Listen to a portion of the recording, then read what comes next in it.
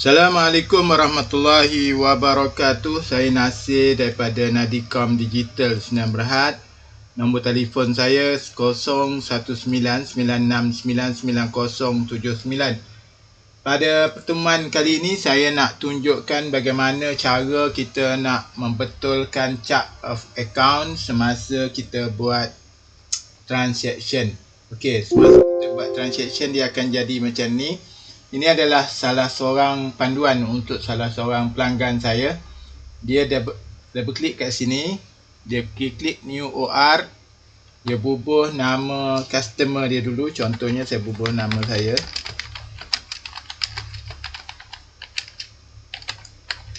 Jadi dia nak buat sale, dia klik dekat sini, dia cari terus sales.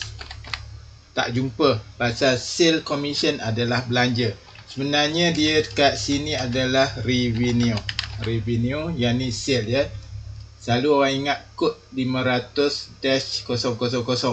Okey, untuk betulkan ni kita klik dekat GL, maintain account, kita cari tadi 5000 revenue ni, kita double klik je, kita highlight ini, tulis sales.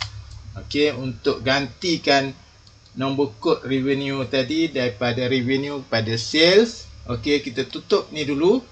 Kita campur sini, kita klik, kita type.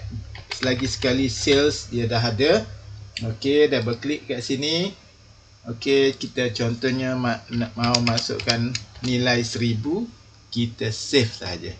Okey, saya rasa cukup sekadar tu dahulu untuk panduan kali ini.